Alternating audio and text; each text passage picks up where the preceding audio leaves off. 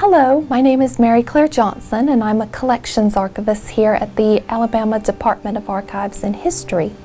Today I would like to share with you a letter that reflects the military service of an Alabamian during the Civil War.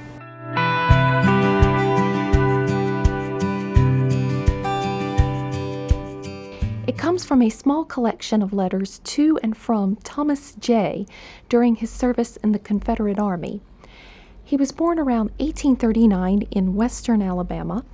In June 1861, he left the family farm in Pickens County to join the Confederate Army and became a member of the 11th Alabama Infantry Regiment, Company H. He wrote several letters to his family from June 1861 to June 1862, mostly to his mother, Nancy J. This particular letter, written on September 11, 1861, included two wood fragments that Jay obtained from Henry House in Virginia, which was badly damaged on July 21, 1861, during the First Battle of Manassas, also known as the First Battle of Bull Run. During that battle, Confederate forces retreated to Henry House Hill, and snipers took cover around and inside the house. Confederate artillery defended their position while Union artillery tried to drive them off the hill. An 85-year-old woman named Judith Carter Henry, her daughter Ellen, and a hired African-American servant named Lucy Griffith lived in the house. Judith Henry was an invalid and therefore unable to leave the house, and the raging battle made it impossible to move her.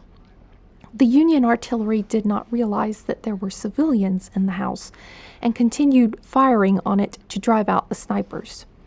Shrapnel from Union shells badly wounded Judith Henry, almost entirely blowing off one of her feet, and Lucy Griffith was injured by flying splinters.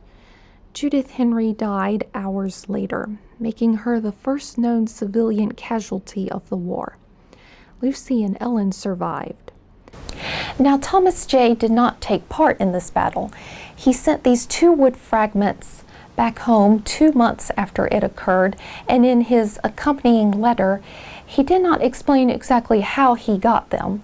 What he said was, "I send you all some pieces of sash of a house that was shot all to pieces, and an old lady by the name of Henry was killed. She was about 90 years of age.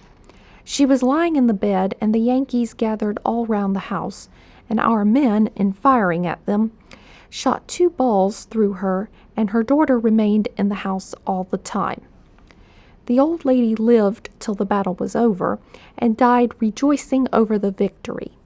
These pieces is a piece of the sash that was shot off."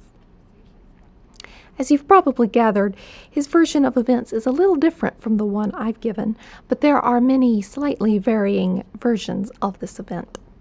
However, this letter is quite unique because it includes souvenirs from a significant battle, souvenirs that happily did not get separated from their corresponding letter over the course of 160-plus years.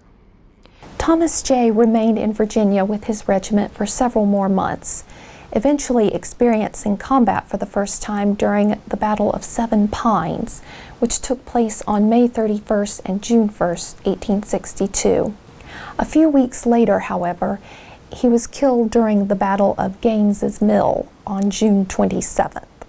I came to know Thomas J.'s letters when they were offered for donation in 2020. All donation offers are evaluated by our archivists and curators, and these evaluations are reviewed once a month by the department's Collections Review Committee.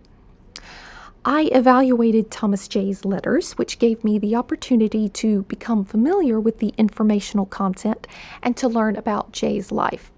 This letter, and indeed this overall collection, represent the many archival collections we have here that document the involvement and experiences of Alabamians from many walks of life during the Civil War.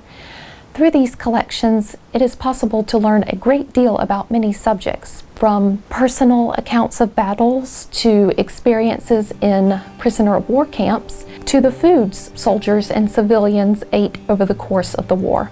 There is much to explore and learn from them.